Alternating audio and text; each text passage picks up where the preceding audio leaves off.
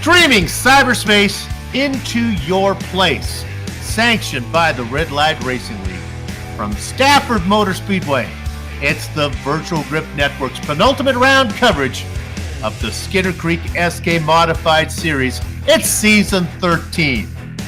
With only tonight and the season finale at Martinsville remaining on the schedule, Eric Stout's 51-point lead in the standings has Teapot looking like a good bet to win his second series crown.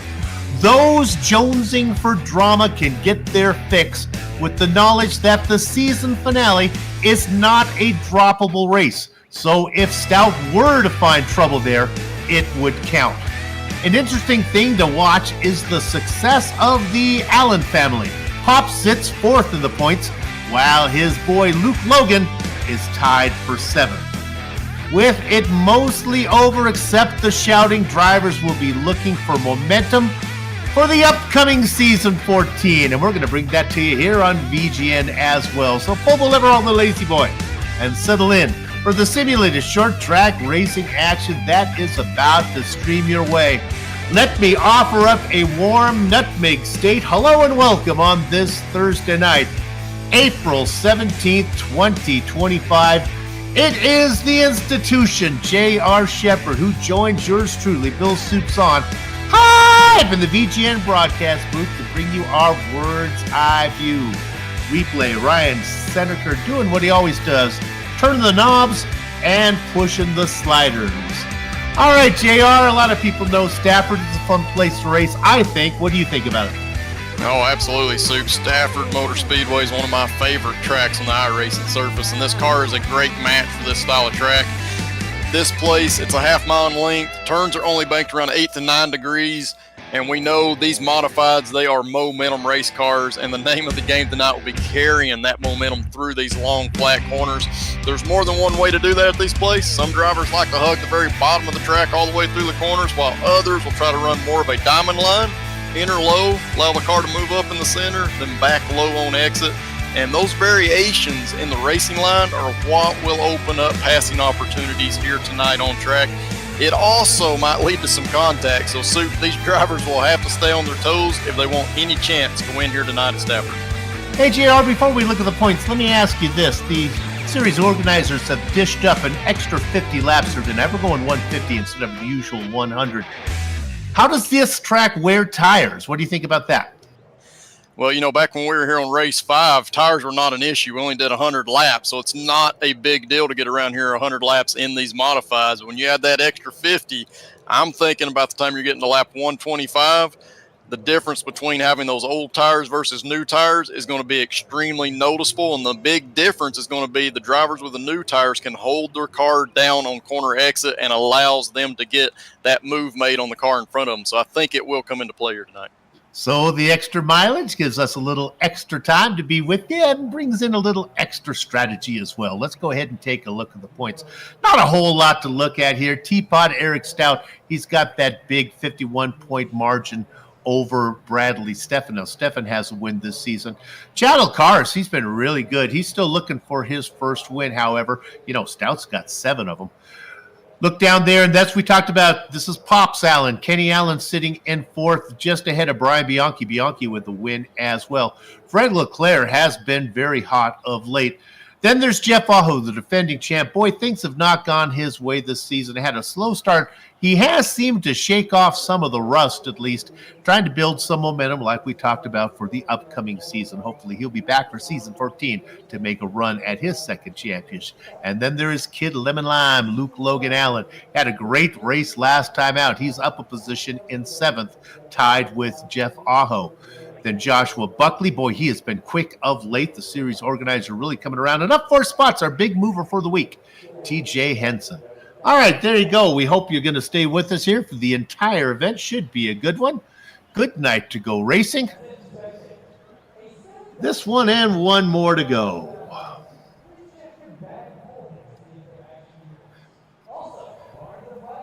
Take a look at what our weather looks here tonight. Oh, very pretty. It's good short sleeve weather here.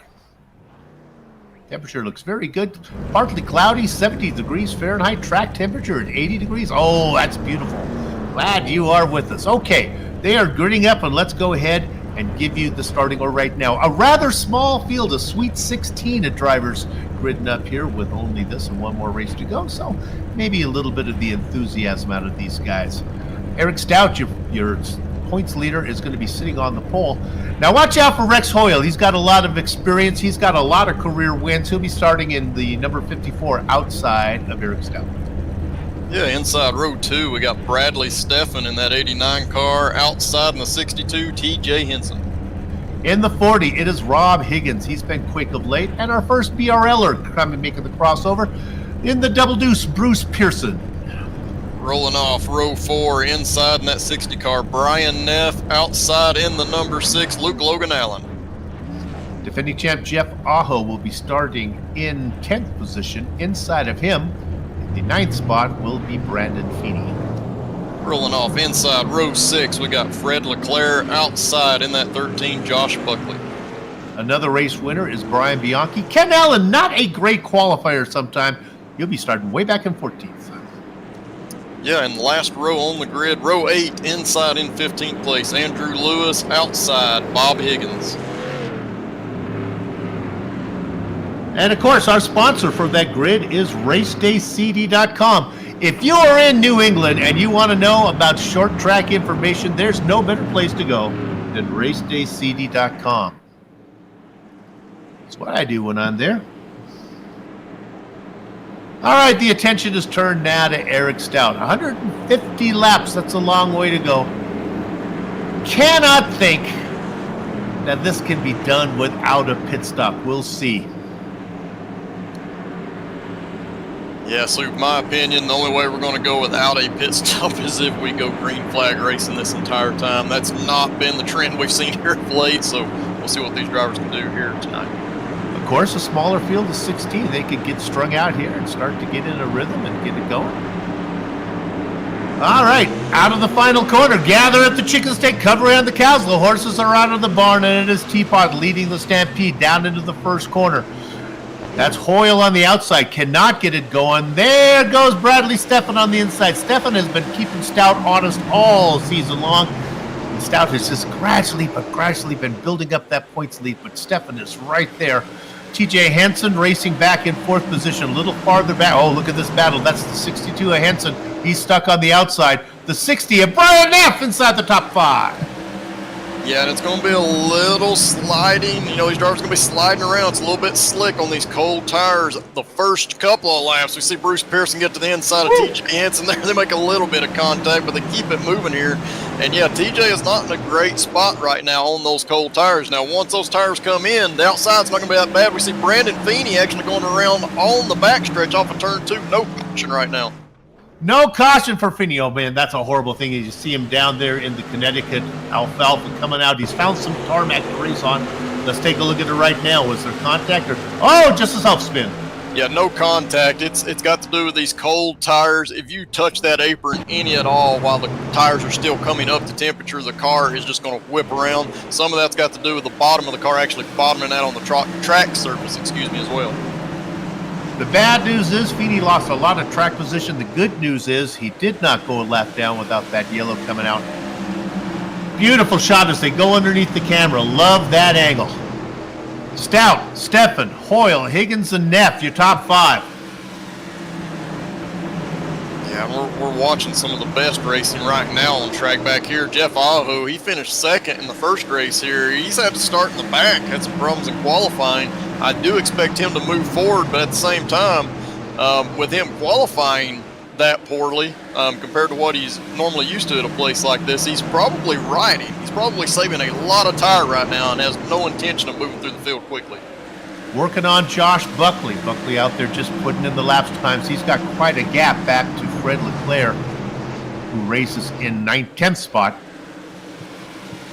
Nice 3-car battle here between the 614 and the 71. Luke Logan Allen, Brian Bianchi, and Fred Leclerc. That is a battle for 8th. Oh, the kid gets loose, and that's going to open it up for the 14. Gets underneath Bianchi to the inside. Let's see if Luke Logan Allen forces the issue. Kid lemon lime trying to make it work on the outside, but it's not going to work right now. Keeps it off the wall. He's going to lose a spot. He hopes only to lose one spot. Here comes the 71 of Leclerc underneath him. Yeah, and he's wheeling that car. Luke Logan is inside. You can see his gloves moving back and forth on the steering wheel. Did a nice job to make sure he didn't lose more than that one spot. But yeah, some of that we just witnessed was because of the variations in racing line. Luke Logan was doing a little bit more of a diamond top line, while Bianchi, he was wanting to run more right around the bottom of the very bottom, of the racetrack, right against that white line. That does open up opportunities. So Bianchi clears Allen now, and he starts to run down the 29 of TJ Henson. Too quiet battle on the inside. That is the 13 of Josh Buckley. On the outside is the 71 of Fred Leclerc. Yeah, what I liked about what I saw there, Fred Leclerc almost into the wall off of turn 4, but we see Buckley, and we saw him do it there one more time. He did it the lap before, but he's entering turn 1 with his left side just barely touching the apron. Now that those tire temps and pressures have come up, you can start to use that apron just to help that car rotate a little bit through the corner, and he's doing that right now. That white 21 is Jeff Aho, and he would really like to get going as they're too wide behind him. The 71 has had a hard time. Leclerc's found the wall at least twice and maybe 3 times now. That's the 98 of Andy Lewis. Lewis is a newcomer. Well done, Andy. Like to see you on screen. We promised we'd get you some screen time. Let's go ahead, director. Let's look at that number 98. He started in 15th position. He's up 3 spots. Well done, Andy. Absolutely. He's going to be one that we're going to have to watch, especially if he sticks around for another season, because we've seen him in recent weeks, even though he's a newcomer, be extremely fast. Let's turn our attention to the 60. This is a man who's not scared to pick up incident points. We're talking about Brian Neff right now. He is really hounding the 40 of Higgins. Higgins has got to be saying to Neff, I'm going as fast as I can, but I can't get around Rex Hoyle in front of me. There's really a train for second position. Stefan, Hoyle, Higgins, Neff, Pearson, they're all lined up. Meanwhile, the teapot, he's steamed away. Yeah, they've got a very aggressive battle going on here, and I can tell you from the driver's seat, this place is very difficult to pass at, especially in a car like the SK Modified that's all about momentum. It's very difficult. You can get a run on the driver in front of you, but if they hold you down in the corner, particularly on corner exit, you just cannot get that run up out of the corner that you need. We saw that with Brian Neff. He got to the inside, but only temporarily. So let me drill down a little bit on that. So are you saying maybe the outside line is the line to make the pass on? I can't imagine that's the case. No, I definitely think the inside is where you're going to get the passes made, but it's difficult, and you've got to be very precise with the racing line you're using. And this is one of those tracks, Soup, that when you get side by side, especially when the tires have 20, 30, 40 laps on them, you can hold a driver off using that outside line, but it's also very line specific. If you get a little too high, you're going to lose tons of speed. If you keep it right next to that door of the driver on the inside, you can hold them off. Bruce Pearson, and listening to the broadcast, look at the double deuce now, trying to pin the 14 of Brian Bianchi down to the inside. My goodness, Pearson leaves him no room to come up, but I'm coming up, and Pearson backs out of it. Yeah, and that's a difficult spot. Bruce was trying to do exactly what he needed to there, but that inside car is naturally going to want to push up on corner exit, and unfortunately, if you're too close to that inside car, it leaves you very little option but to try to lift off the throttle and avoid contact with that outside wall. And you know, from what it looked like Pearson could have forced the issue, but I think he felt, and JR, correct me if I'm wrong, but it looked like he knew the 14 was coming up, and so he backs out of it. That's some experience there, eh? It definitely is. I mean, we're on lap 22 out of 150. You got to get to the end of this race before you can get any kind of a finish out of it. So Bruce knows that. He's used to run these longer races on short tracks. So it's all about some give and take right now. If all you do is take, you're going to have a long night of cautions. And these drivers have kind of learned that throughout this season. Well, you talked about momentum. Brian Neff just went down a spot as Bianchi picks up one more. Neff got into the back of Robin Higgins. Really needed to lift. And my goodness, when you do lift, they come, and Bianchi says, all right, that's an opportunity. Interesting racing going on because the car in second place, Stafford, is not the fastest. These guys are bumping in and losing momentum, and sometimes they lose momentum and they lose on the spot. Bianchi is on the move now again, looking to see if he can get to Hoyle. Hoyle is that yellow car. There you see Stefan, Hoyle, Higgins, sorry. Higgins is the yellow car, and then Bianchi is behind him. Yeah, it's really interesting, Soup, because you can see right at the bottom of our screen just went out of view was Eric Stout. He's pulling away from these guys, and I'm not so sure that it's all because of pure speed that Stout has. I think some of these other drivers are going, hey, it's a long race. If for some reason this thing happens to go green, we got to have some tires to work with. So I think some of these guys are kind of, doing that co-opetition thing. They're kind of working together in order to get to the end of this race before they start racing. Well, Fred Leclerc's on the outside again, the 71. He's been up there a lot. If experience means anything to getting that outside line work, he's going to be good at it. He loses the spot to Josh Buckley. We started with 16 drivers. They're all on the lead lap. And TJ Henson here trying to go by Bruce Pearson on that inside line. You see some contact slightly made on the entrance there, and that's one of those deals where you're trying to pass somebody. You've got to enter a lot lower into turn one, touching that apron even, just to avoid that contact, and it almost cost a spot to TJ Henson there. Luke Logan was looking for it. He just could not get the power down. Working lap number 30 now. We talked about everyone on the lead lap. Remember, Brandon Feeney had that spin off into the Tundra there.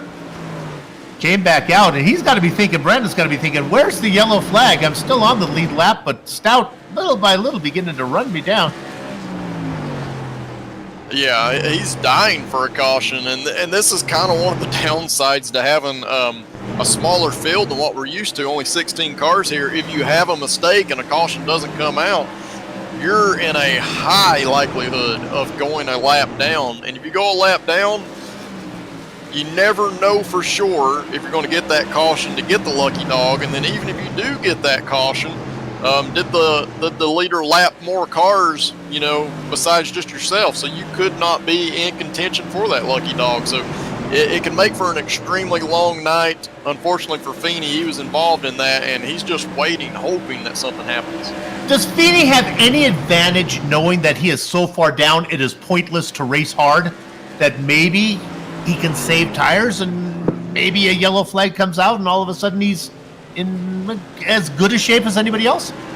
If he was only about a half lap down or, maybe 3/4, then yeah, he could take it easy. But I think he's gotten back to that 1 second gap. Got it with the leader. So at this point, he's having to push. He's having to go to make sure he does not go a lap down. But if he does go a lap down, it's not over. He's got to stay with that leader and make sure he is the first car that is 1 lap down, just in case we get that caution. Higgins has had enough about staying behind the blue number 54 of Hoyle.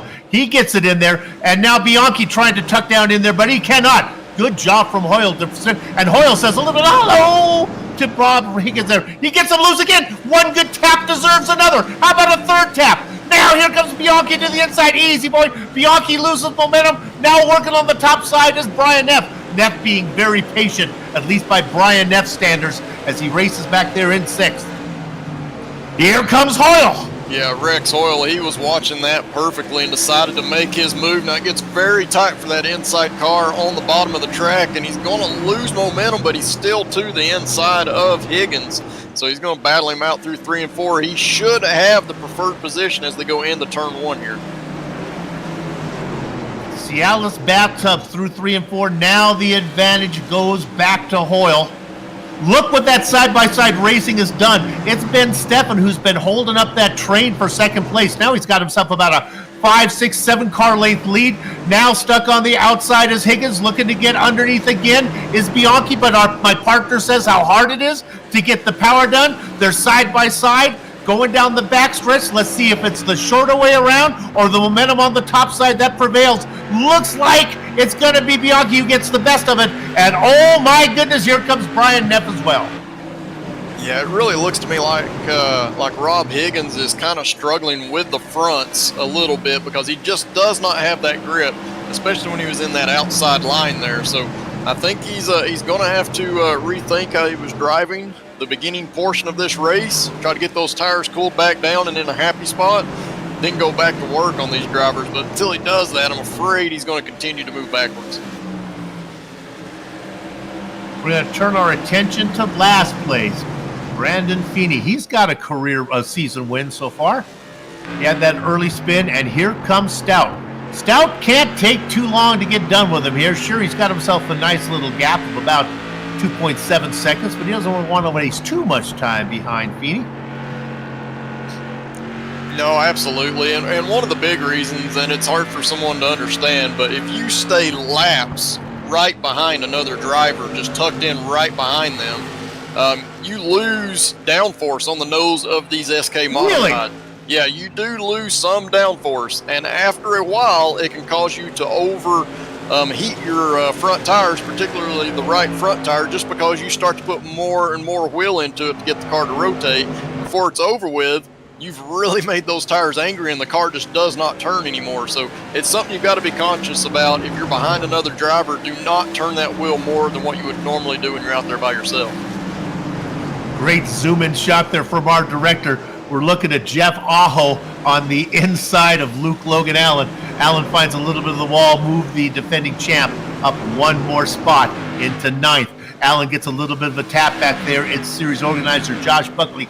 Granny Hips looking for a way to go. And then we talked about Ken Allen. Ken Allen getting the shove from Andy Lewis. Andy is new on the scene. Easy, buddy. If you're a newcomer, you don't want to be bumping people, and especially not the series organizer. Yeah, these drivers, they're kind of getting to the point. They realize the kind of ground that they have lost. Yeah. Now, they're close to, looking on the screen here, they are almost a half lap down this pack here that we're watching. So they know that they kind of got to get moving, and that's where you're going to start seeing the drivers that are holding the other drivers up. And when that happens, that's where some of that contact starts to come from. Start to get a little bit of impatience. That driver behind going, I have to go. I want to talk about the driver in second, the 89 of Bradley Steffen. Now, Steffen, remember when there was the racing going on behind him, he opened up the 89 and left quite a gap back to Buckley, who was racing with Hoyle and Higgins in the mix as well. Well, once they got that straightened out, they have run him down, and now here comes Hoyle again. Remember, Hoyle lost the spot. He got it back, and now looking to get second. Yeah, Hoyle's got a lot of speed, and Bianchi behind him, I believe, has speed as well. He just does not have that track position. He's probably a little bit faster than Hoyle at the moment, but definitely Steffen is kind of holding this group up. And we know that Steffen is fast, and he's particularly fast toward the end of a race. He shows up late and contends for those wins. So I'm really wondering if he's just trying to save those tires. If he is, he's doing a nice job holding those guys off that are wanting to go. But if not, then he's really struggling right now. And I kind of see him taking some lines that make me kind of lean toward him just struggling, because he is starting to arc the car in heavily compared to those drivers behind that are just not having to. Bianchi got into the back of Hoyle. Hoyle keeps it going straight. It's so hard, JR. Maybe you have better eyes than I do, but as a commentator, sometimes it's hard to tell, is Steffen slow or is he just being smart if he's just racing as fast as he needs to right now? Really, he has so far to go. Inside here, this is Jeff Aho now on the inside of Double Deuce Bruce Pearson. He's going to get that pass made, I think. Pearson fighting back. Yeah, as the laps roll down and we, as we continue to get more and more heat into these tires, more laps, more wear, that inside line, it becomes harder to pass. Now, it is the preferred line, but it becomes more difficult, especially as you start to accelerate up out of the corners. You just cannot hold your car down. So even the fast drivers are going to take several laps sometimes to make that pass. We are looking at a battle, and I'm telling you, these are guys that are really in the mood to get going. They are being held up, I think, by Josh Buckley. The 81 really wants to go. Kel Allen would like to go. That's his son right behind him. Come on, Dad, see if you can move that guy out of the way. I'll follow you through, says his boy. And then there's the 98 of Andy Lewis.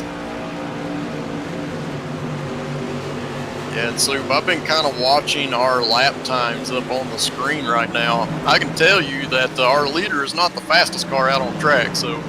Really? Yeah, it does look like, we kind of question what Steffen was doing back there in the 89, but he is starting to be slightly faster than Eric Stout. He's not running the kind of pace to chase him down, but he is running faster lap times, and you can see on our screen Rex Hoyle's trying to make that pass, which means he's going to be faster than Stefan if he can ever get clear. Stefan is fast, but not fast enough, in Rex Hoyle's opinion. And Bianchi has been really quick as well, but you got to wonder, the 54 and the 14 have worked so hard compared to the 89. They may be faster on lap 57. How fast will they be on lap 127? Yeah, and you can see on the screen that that Bradley was able to hold Rex off there. So, you know, I go back and forth. It's very hard to tell exactly what those drivers are doing, whether they're saving or whether they're running hard. But Bradley was able to hold him off there pretty easily. So that kind of makes me think he's got a little bit in reserve. He's just trying to hold on to that second spot and save as much tire as he can. Jared, can you do a second? Can you look at lap times for me for like Stout, and how does he compare to what he started the race at? Is he going any slower, or is he holding a steady pace? No, he's absolutely going slower. So his best lap was an 18.9 early in the race. Now he's running 19.3s. So yeah, he's dropped about 0.4 of a second off the pace. Some of these other drivers haven't dropped off quite as much. I even looked back to Rob Higgins that actually ran almost 1/10 of a second faster than our leader that last time by. So some of these drivers that we've been watching kind of go nose to tail here, lap after lap, they're actually running a little bit faster than our leader at the moment. I've covered a lot of rate model events where the tires actually go off so far that the cars become undrivable. Now, I don't know if I ever remember people having to call it quits in a modified because the tires are gone. Am I correct on that? I mean, do they have to worry about getting to the end if it were to stay green? No, absolutely not. In a 150-lap race, you can get to the end with the tires that you started with. The car is going to go through different cycles. The handling is going to change, but there's no risk of the tires not making it to where you actually end up having a tire pop or something like that go wrong. We look at Rex Hoyle trying to make this move one more time on second place. Bradley Stefan, we'll see if he's able to get it done. But the thing is, your lap times are going to continue to fall off. So if we stay green, I expect these guys to stay out. If we start to get cautions around this time, drivers are definitely going to be pitting. I don't think you're going to see anybody stay out. There is no way to make a green flag stop and have enough benefit with tires to make that worthwhile, right? You got to stay out. Yeah, correct. I mean, Eric Stout, even him that's leading the race, he's only about 3 seconds ahead of the rest of the group here. If he were to pit, he's going to almost go 2 laps down to second place. Now, he won't quite be 2 laps down, but he'll almost be 2 laps down, and that's enough for you to not want to do that. It's just too big of a risk. Okay, all you little soldiers in Soup's clipboard army, go ahead and mark this down. Rex Hoyle was able to get around Bradley Stefan. Steps has been running in second the entire time. Now let's see if Hoyle can get there. The gap is 3.2 seconds between him and the leader Stout up in front. It is lap number 66. Let's see if he starts to close the gap. They come in, first they got to get around the lap car of Brandon Feeney. Oh, got a spinner off to the inside. I think it's going to stay green. Oh, that was Bianchi. We'll get a replay of this one. He spun off, and then he was happy, gladly enough, JR, he found pavement. Yeah, absolutely. Oh, yeah, just a self-spin. Looked like he was just trying to get it turned down the track to get a run up off of turn 2. And, yeah, the car just stepped out on him. So that's one of the things that, yeah, more contact now with Jeff Aho. Aho coming up on the back of Bianchi. He's got to be saying, I know Bianchi. Bianchi's always fast. I'll just right up behind him. I don't think he realized what Bianchi is having trouble. The tires are probably warmer because of that spin. So now they got to work on it. That is TJ Hansen behind Bianchi there with Aho coming. Yeah, and I'm starting to look because, you know, it kind of makes me curious. I see the track temp's only 85 degrees, so that's not much warmer than where we started. But I'm starting to wonder, based on how this car was handling, if some of these drivers are starting to struggle with tight through the center of the corner. And when you start to get tight through the center of the corner, you naturally put more wheel into it. And that may work for a while until the rear end starts to come around. That's what we were kind of seeing there. But now we've got a caution, so it doesn't really matter if your car's moving around or not. I think all these drivers are going to be coming down pit road here. Boy, and this is a case of guys who have been out there for 70 laps trying to keep it straight. It was Kid Lemon Lime. The car got loose. That's something you wouldn't see at the beginning of the race. Yeah, yeah, absolutely. He kind of got the apron late in the corner, which you can do, but usually from the center to the exit of the corner, getting down on that apron will really make it loose under acceleration as you start to throttle up. And he kind of had like a weird bobble right before that, so I think he was just struggling all around with some grip, and it kind of slid him down to the apron.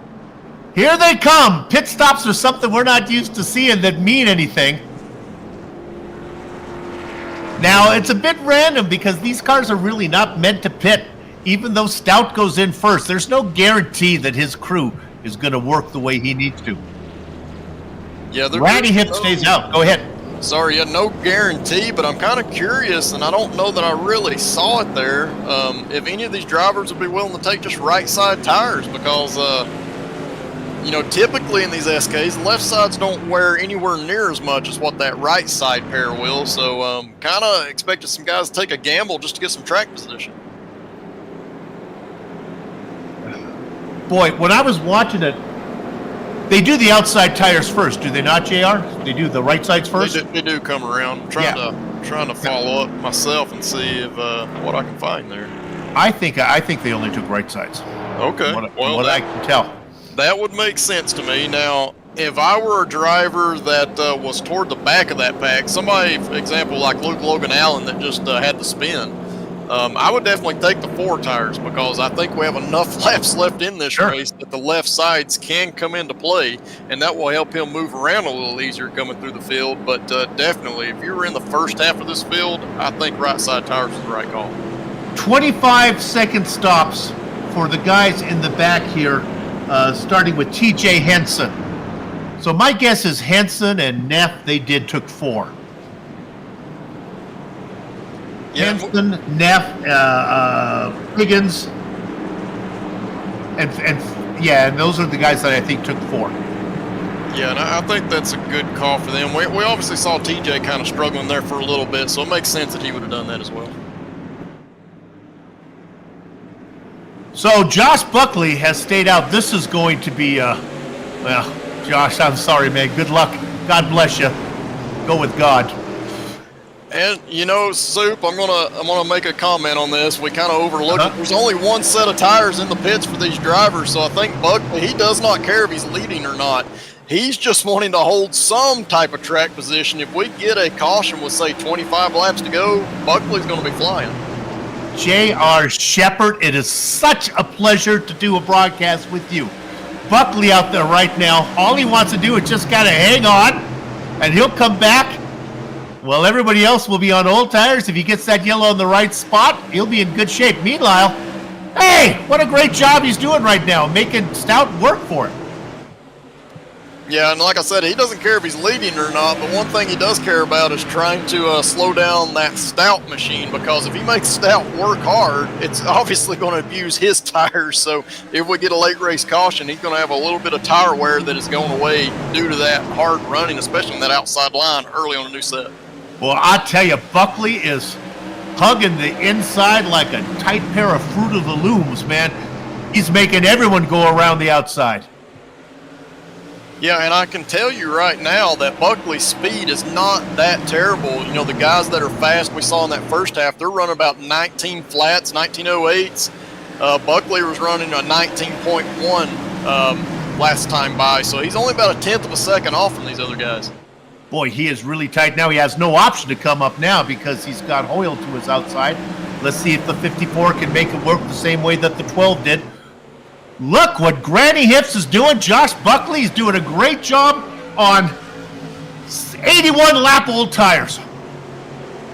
Yeah, he's doing a fantastic job, and it just shows how much he was saving it early on. Even though he was running some good speed, he was saving those tires. So making it show right now where these drivers that have fresh rubber, they're having a difficult time getting around him.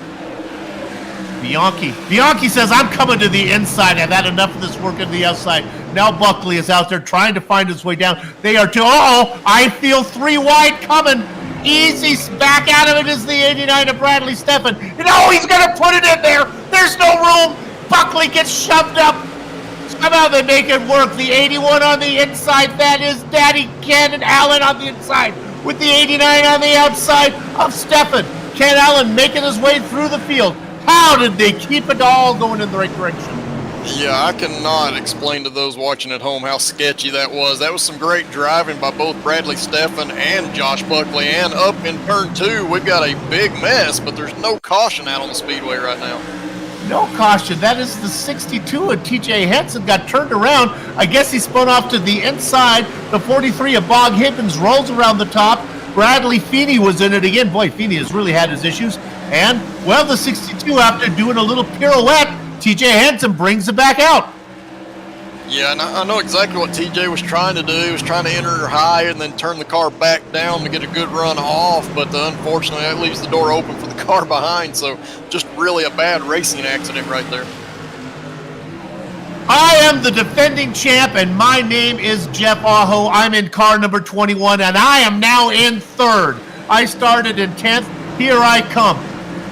Brian Bianchi has been racing hard all race. The 81 now of Ken Allen looking to get up as well. Remember, the guy we have to keep our eye on, he lost a ton of track position, and that is Joshua Buckley, but he's the only guy who has fresh tires in the pits.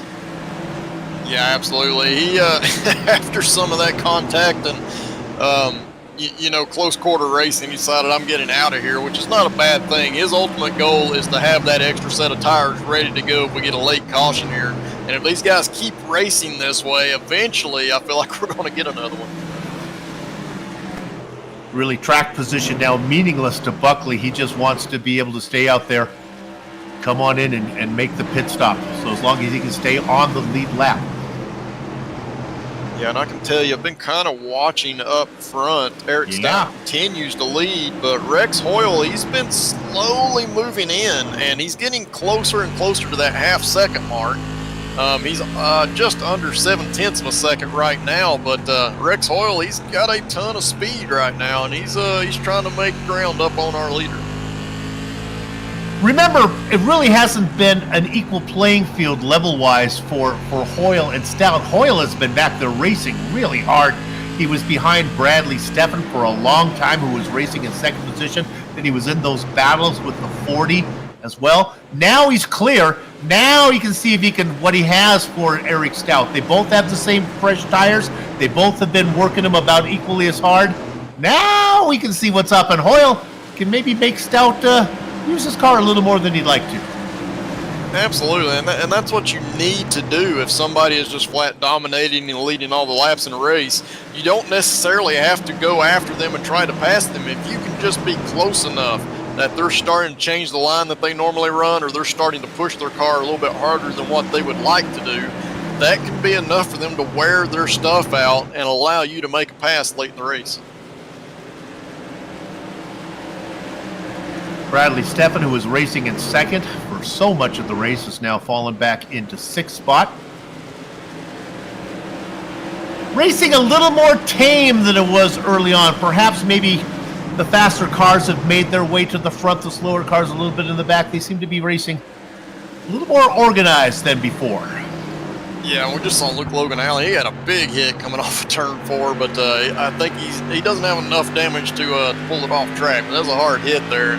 I'm looking at our biggest movers in this race right now, and 3 of them are now in the top 5. You got Jeff Ahu's up 7 spots, Brian Bianchi, he's up 9, Ken Allen's up 9, and like you said, so that is some of our typical fast drivers. Yep. Now they have made their way up to the front of this pack, and that's probably why we're seeing some of this tamer type racing. It's just harder to pass right now. I think Bradley Steffen out in second position, holding that train up for so long, made it very exciting. They were nose to tail. Now this is interesting. Here comes Bianchi. Bianchi's man. Oh no, he's gonna turn. Aho spins. That's got to bring out the yellow. They pass it on the inside. Tons of spots lost for Aho, and wow. Yeah, absolutely. We talked about these were some of the fast drivers that we saw, and this is one of those issues I talked about at the opening. Just the variations in racing line. Aho kind of letting the car drift up, doing more of a diamond line, and Bianchi was just right there hugging the bottom. And when you do that, it just creates that issue where that inside car makes up enough ground. Doesn't even have to be on throttle. He just naturally makes up more ground being on that shorter distance, and the two come together on corner exit. And yeah, big mess there for Jeff Aho. That's not what he wanted. This looked like a race where he was going to finally get some stuff turned around. Must have been 4th down for Aho because he got punted. Now, here comes what we thought. Here comes Josh Buckley.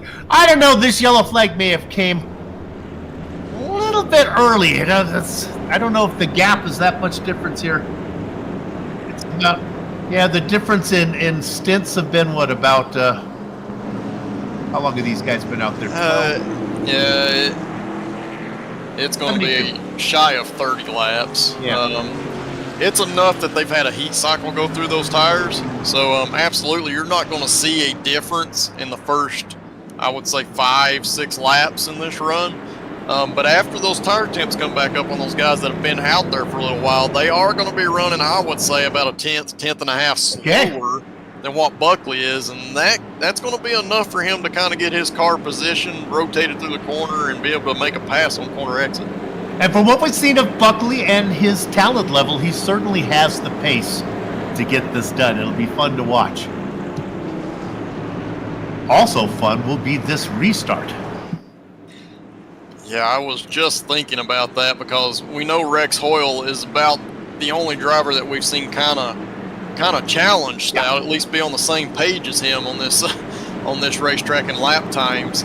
If Hoyle can get a good start, now we know in this series we do not have the leader controlling the green flag. We go when the green comes out. So if Rex can just time that perfectly and get a good restart and be somewhere alongside of Stout going into turn 1, he's got a great chance of being able to hold him down. And if not make the pass, make it very difficult for Stout. He's playing very fair. Good roll for the 54. A little bit of a help back behind from the 81 of Ken Allen. Wants him to get going. Now the outside line is slower. Bianchi on the inside gets it working. Here comes the 89 of Bradley Stafford. He's been in second place for so much, he's looking to see if he can get back up there again. The outside line is just chugging. It is, and a little bit surprised by that. Turn 1 and 2 usually see that outside car make up some ground, especially on corner exit. It's just not working for Rex Hoyle at this time. We see Brian Bianchi, he's now taking second spot. Bradley Steffen, he's working the inside there trying to get third. The 54 saying, "Pops, let me down in here," as he tries to get underneath Ken Allen. Dad says, no. The 81 gets a good one. We got another caution. It involves the 40. Rob Higgins gets a bit of a racing line suggestion there from TJ Henson.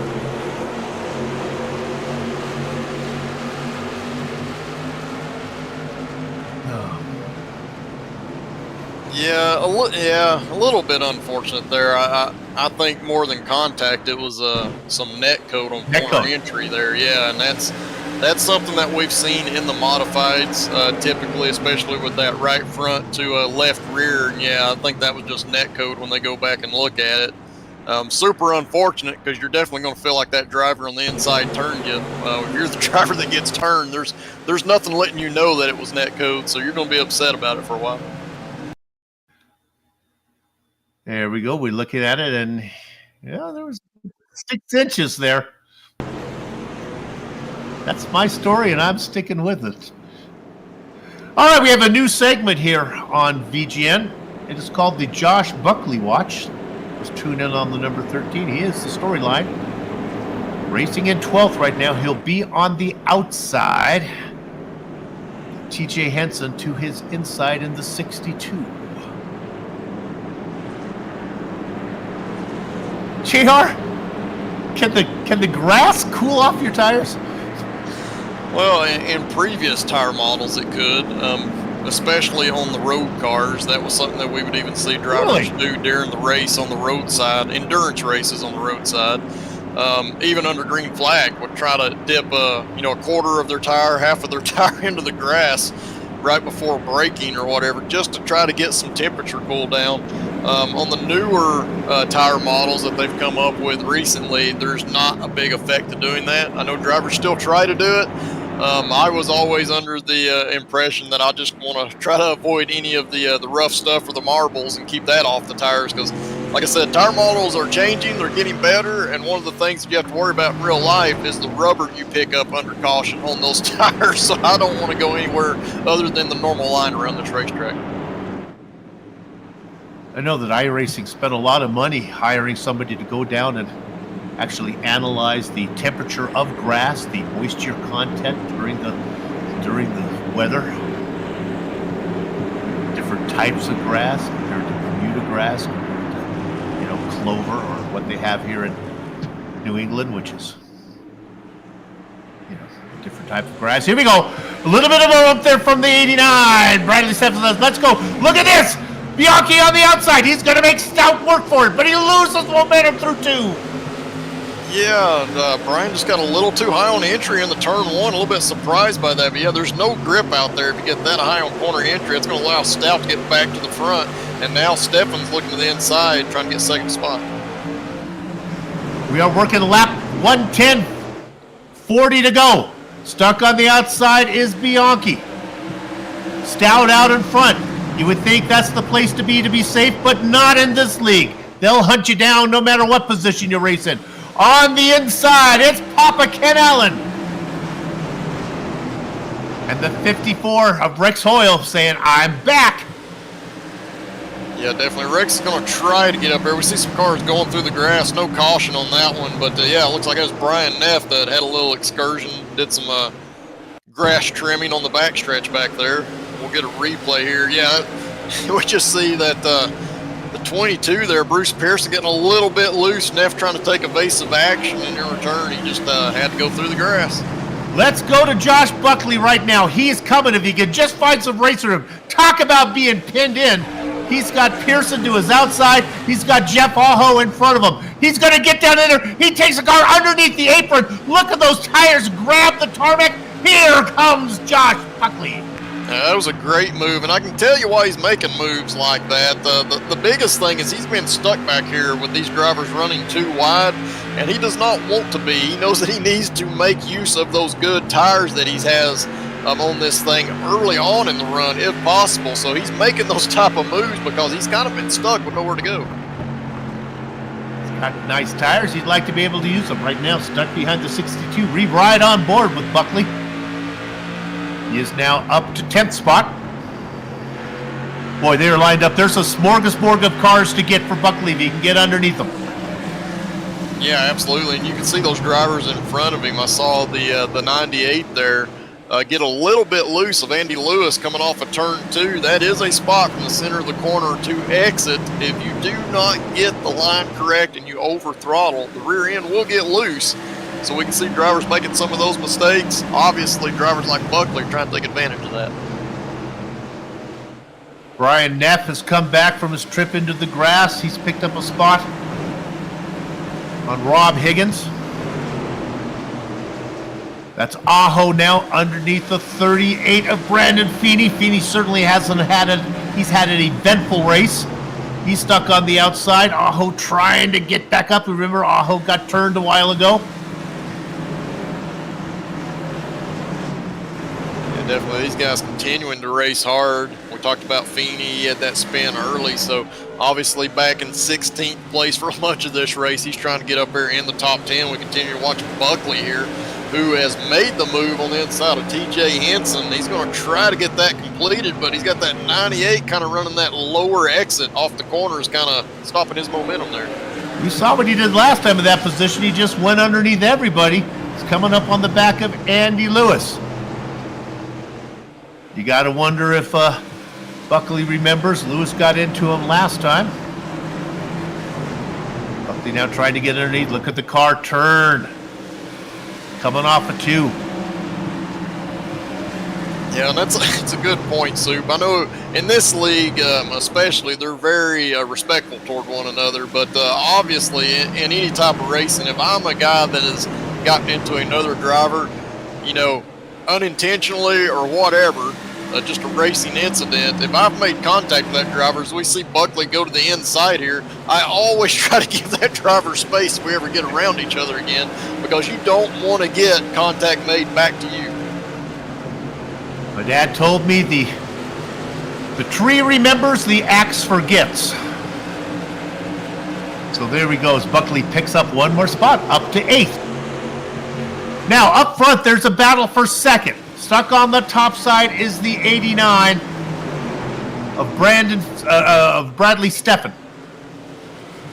Yeah, absolutely. Ken Allen got a lot of speed here, and he's got to get this done because we've only got about 26, 27 laps to go in this race, and they've got about a second to make up on the race leader. But right now, Stefan is holding him up on that outside line. No, he goes around right in front of Bianchi, working to the outside is Hoyle. He powers his way through. We got a caution. That's good news for the 13 of Buckley.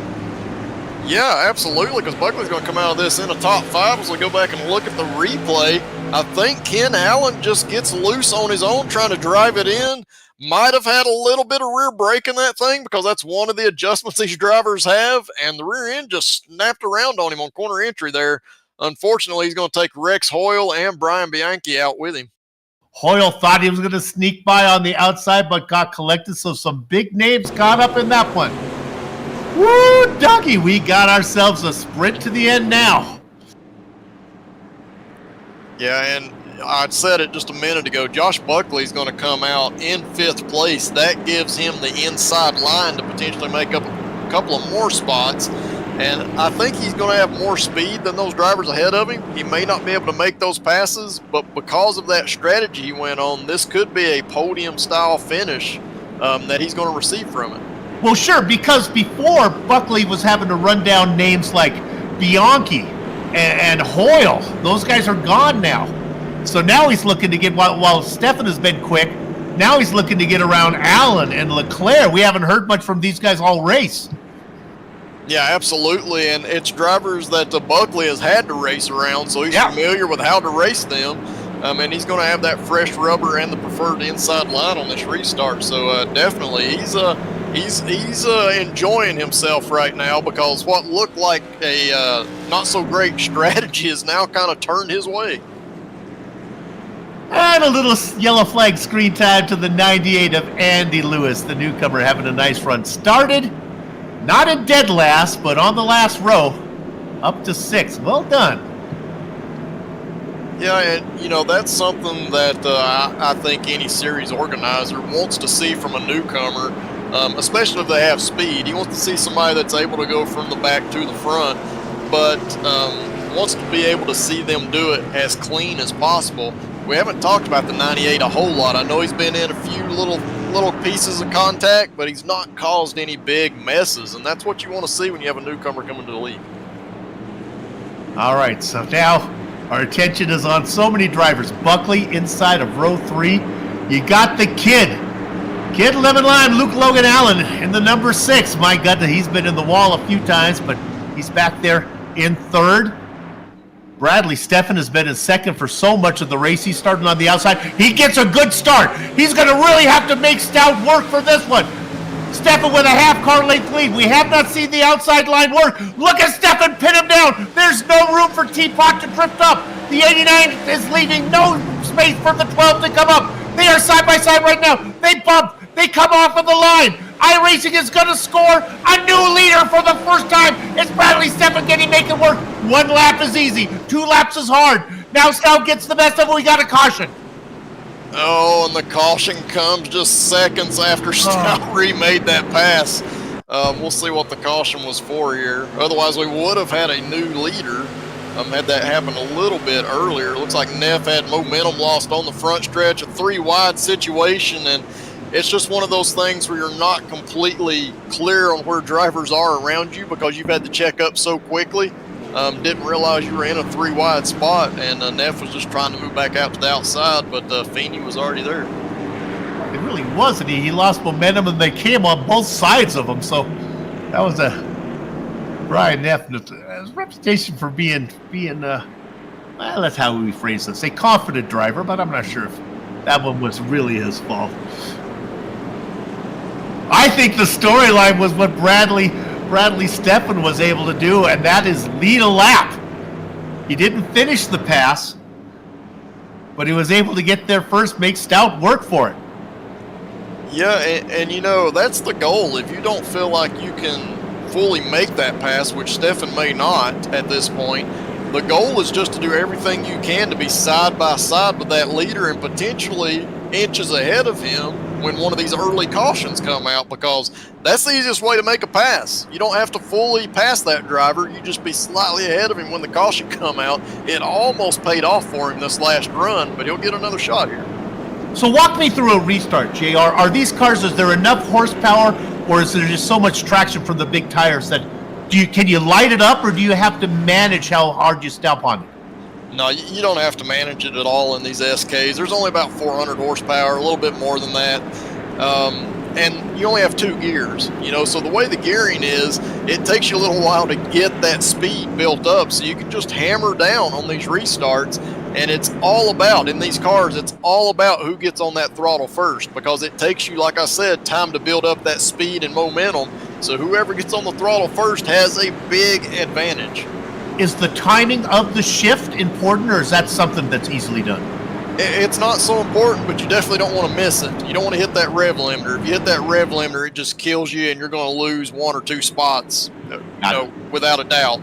But yeah, it's not a big deal on when you shift, but you've got to get to that throttle first. This will be fun. Pace car will be pulling in. They'll be working lap number 135. Let's see if Stefan can do it again. They wait. And sure enough, the 89 gets another good jump. He's got a half car length lead. Man, he was easily pinning down Stout. This time, he's not able to do it. And now here comes Luke Logan Allen. Get lemon line, getting to the inside. This is going to be hard now for Stefan. He's like, he gets bumped. He's turned, straighten it out. He does straighten it out. They start to pile in behind. We get a caution, and I don't think we deserve a caution. Yeah, we're going to have to watch that one, I believe. Yeah, I think Fred Leclerc was just trying to check up for Stefan after that contact was made going into turn 3, and in return, just got that death wiggle kind of going on, and there was no saving it. It just went up the track. So, yeah, unfortunate there. We see right there Luke Logan really having a handful, and I like where Bradley Stefan's head was on that restart. He knew that Eric Stout was going to run him wide in 1 and 2, and he was trying to do the crossover. Unfortunately, Luke Logan was down on the inside, and that's what kind of created all that loss of momentum down the back straightaway, and eventually that contact going into 3. We love to tell you not only the storyline out front, but the strategy that goes on back in the pack. And we were on this early. We're talking about the number 13 of Josh O'Buckley. And the even odd fairies, JR, have done him another favor, I think at least. Put on the inside of row 2 now. Last restart, it was in the side of row 3. Yeah, absolutely. He definitely wants to restart on that inside line. I don't know if it's going to really help him here, because Luke Logan is one of the better starters, I believe, when you're in that outside line, especially when he's up toward the front. So I think he's going to be very difficult to make a pass on. But having said that, we could see these front 2 kind of get into a mix-up in the closing laps. It wouldn't be the first time in a red light racing event that we would see that. And then in return, Josh Buckley's right there in 3rd place. If he can avoid the mess, he could get a win here. Watch Buckley and see if he gives Stout a little bit of a push. Does that help, JR? I notice sometimes that the guys from behind will give you a bump on the restart. Does that help you or hurt you? No, it doesn't hurt you. It kind of depends on when they hit you, exactly when the timing of you getting on the throttle versus them. But if it's timed correctly, it can give you a little bit of that extra momentum going down the front stretch as you're going through the gears. No worries of getting the rear end lifted off the pavement. Oh, no, you can hit pretty hard in these cars. Yeah. It's not going to upset them. All right, well, the laps continue to tick down. Watch the 13 of Buckley. He's behind Stout. Watch the 6 of Luke Logan Allen. Can he do on the outside what the other drivers were doing? He gets a pretty good jump. He's getting a little bit of a push there from the 89 of Stefan. Now they go wide. That opens the door for Josh Buckley. We got a caution. We'll see how iRacing scores it. I don't know if Buckley really wants second. And they're going to score him in third.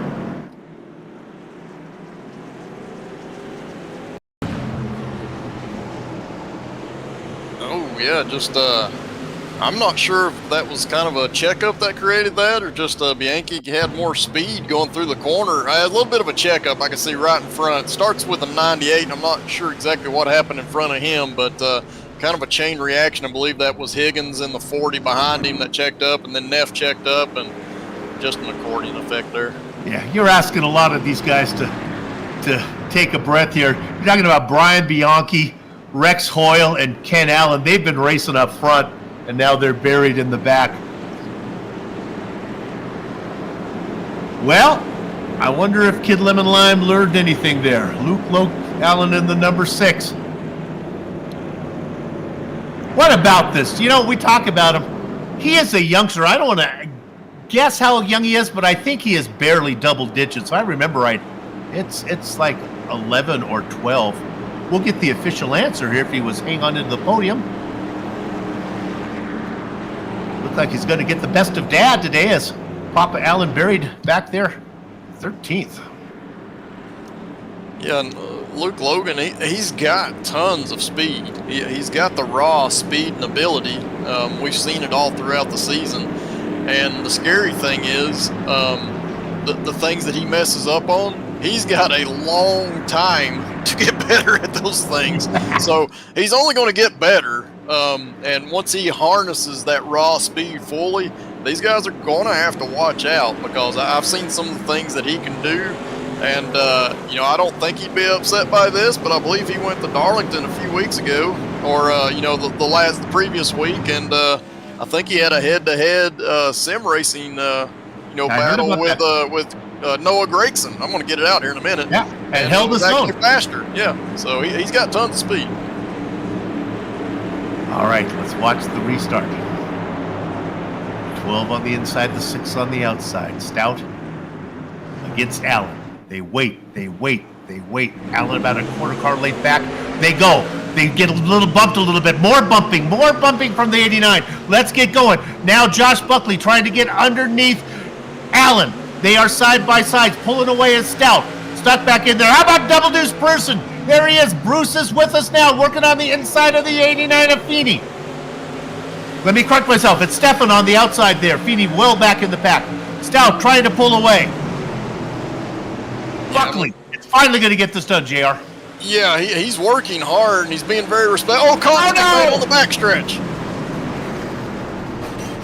Yeah, Buckley is going to be the one that goes around first in this mess. And I'll tell you what I think happened. I think Stefan got into the left rear of Luke Logan Allen, and I think it turned Allen down to the inside of the track, and then he collected Buckley. See if I have it right. Yeah, there was a lot of that. There was a lot of different movement going on there. Definitely Stefan comes up. I think Luke came down just slightly. The two came together, and it was enough that Luke's trying to get his car gathered up on the straightaway here, and a slight contact with Buckley that just ultimately turned him into the outside wall. And if Jeff Aho wasn't having a bad enough night, he got collected in that one too. Well, there you have it. More accidents. It did not get our leader. He was able to escape.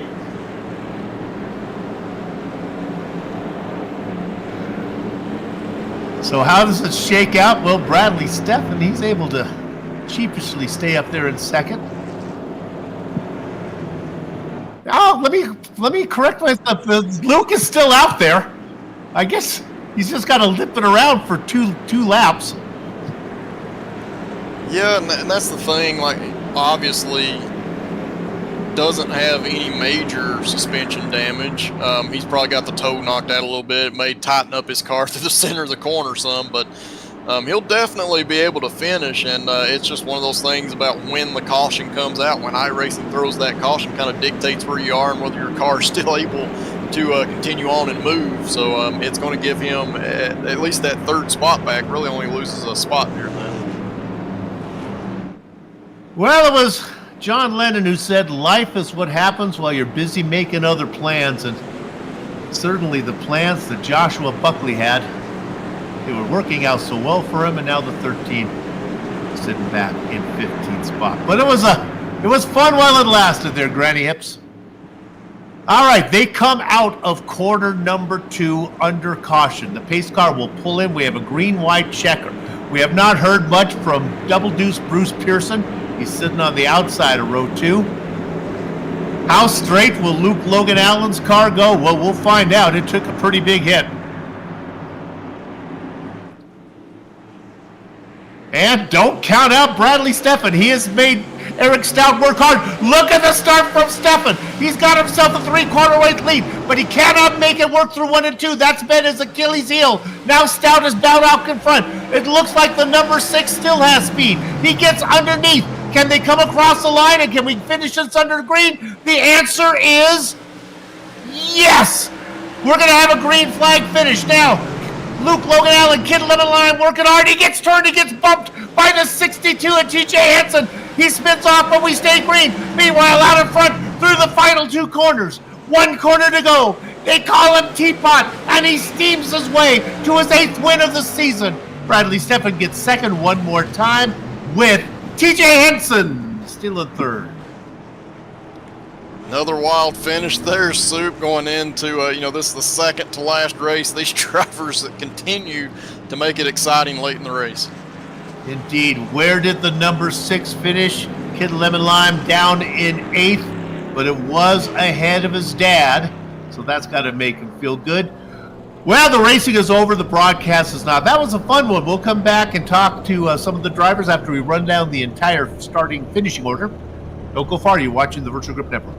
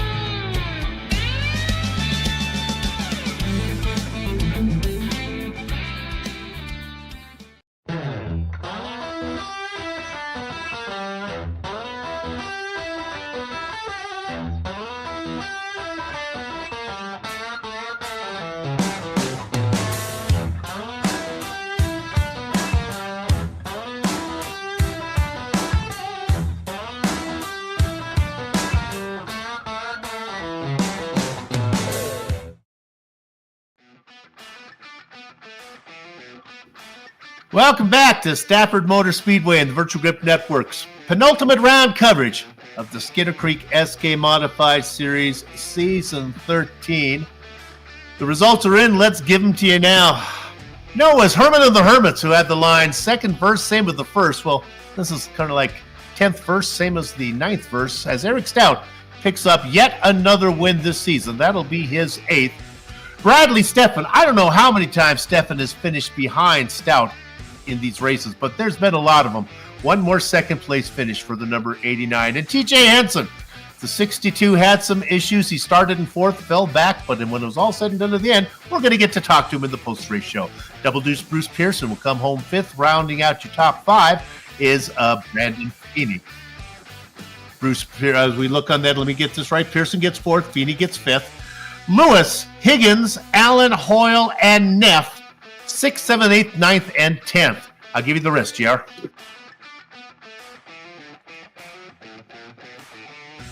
Whoops, did we lose my buddy?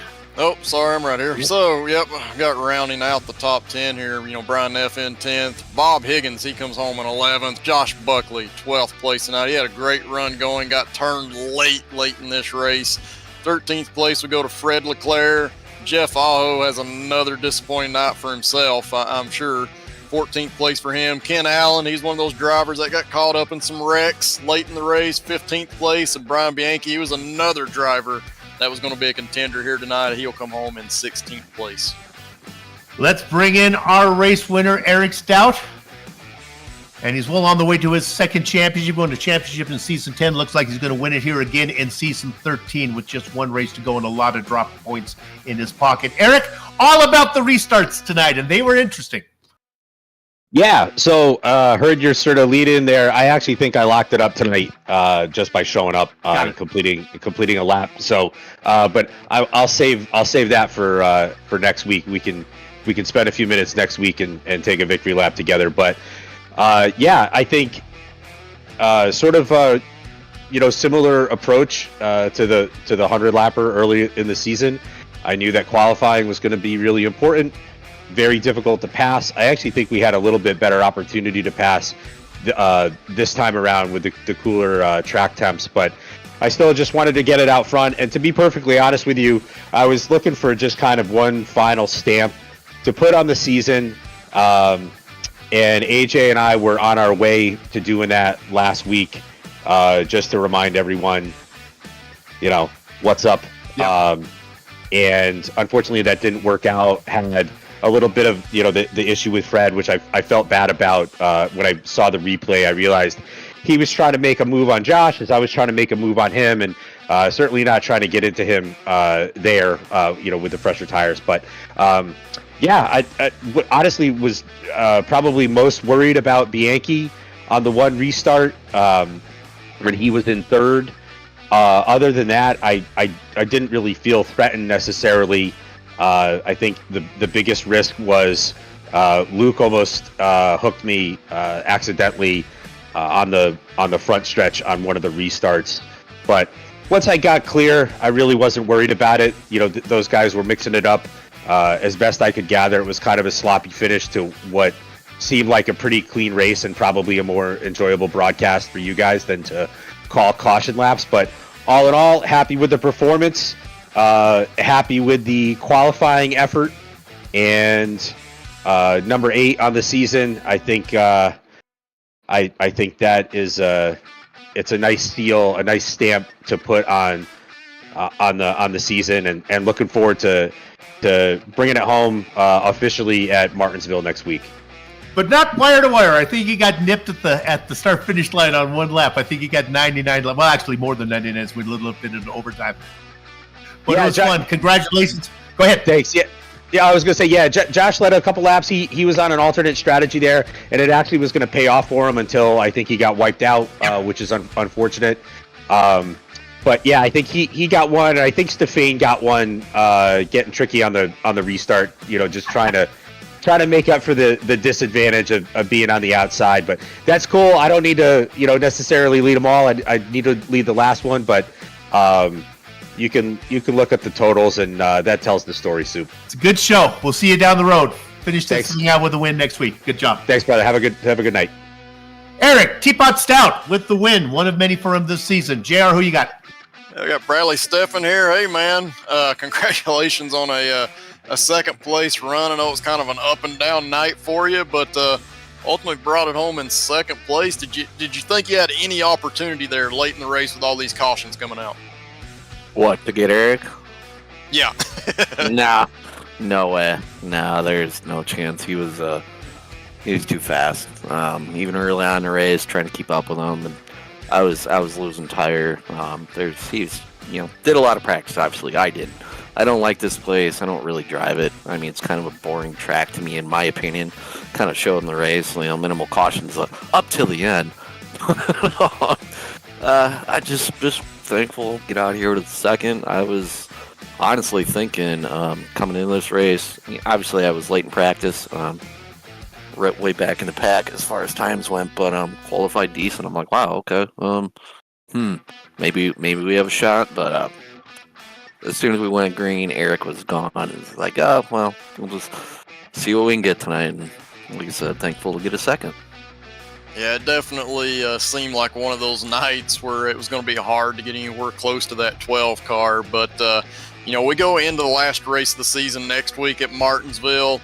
I know the championship's now out of the question for yourself. Yeah. With the momentum you've got here, though, how important do you feel it is to go into Martinsville, try to get a good finish to lead yourself into the next season? I'm gonna try as hard as I can. I'm not pulling over for anybody. I want to do the best I can, do the best for my sponsors, everyone watching. Put a show on for the fans. Maybe we can beat Eric. You never know. That's it. Yeah, that's it, man. Go get them next week. Appreciate it. Hopefully, we get to talk to you again then. Sounds good. Thank you, guys. Appreciate everything you do. All right, man. Appreciate it. That was Bradley Steffen, guys. He's the 89 car, comes in second place tonight. Who you got now, Soup? I got TJ Henson, who gets the Dory Award. Anybody who's seen the movie Finding Nemo knows Dory's strategy is just keep swimming, and that TJ, that's what you did. Just keep racing, and you were up, you were down, but you found yourself a podium. I'm a bit dizzy today. Kind of a mess compared to last week, but I feel really bad about the incident with Rob as well.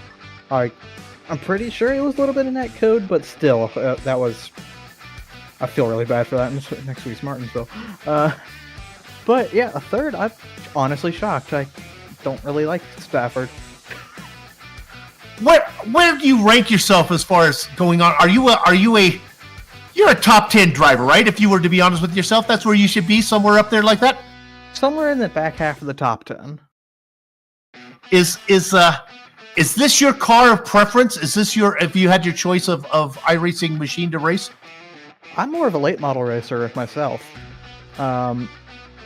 Before this league, I never really raced modifieds much. I was mostly late models, and that's my bread and butter, which is modifieds has just never been like my thing. But I do quite enjoy these modifieds. It's just, help me out a little bit. When we're commentating the race, sometimes it's hard to tell who has pace and who is just kind of sandbagging it, knowing that there's going to be the tire wears involved. Early on, how hard were you racing?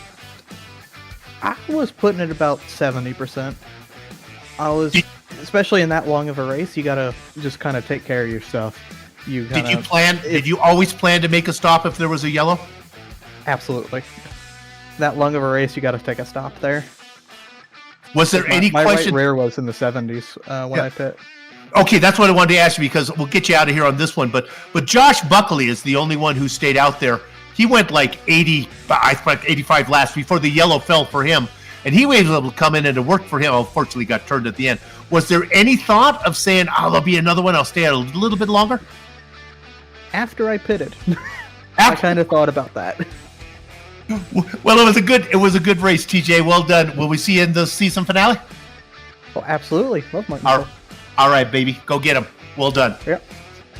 TJ Henson, your third place finisher today. And you know what? A very informative interview as well. That was good, TJ. I like that one. With that said, when are we going to do this again? Well, we'd like to say that we'll be back here, but there's a holiday coming up, so we're off for Easter. My goodness, we will be back next week to do this one from Martinsville to close out the season. You don't want to miss that one. Yes, the championship's been decided, but it's all about momentum, baby. You want to see who's going to be good going into season 14, and we're going to bring you season 14 right here on VGN. That's at least what the little birdies have told me. With that said, watch out for the MVRL. What the heck does that stand for? That's the Maximum Velocity Racing League. That's ARCA cars. Terrible, but 50. Oh, we're going to the city built on sand and broken dreams, Las Vegas. You don't want to miss that. Those broadcasts, future ones, past ones, all a production of the Virtual Group Network. With that said, we hope you enjoyed the broadcast. If not, we'll do better next time. Until then, have fun storming the castle.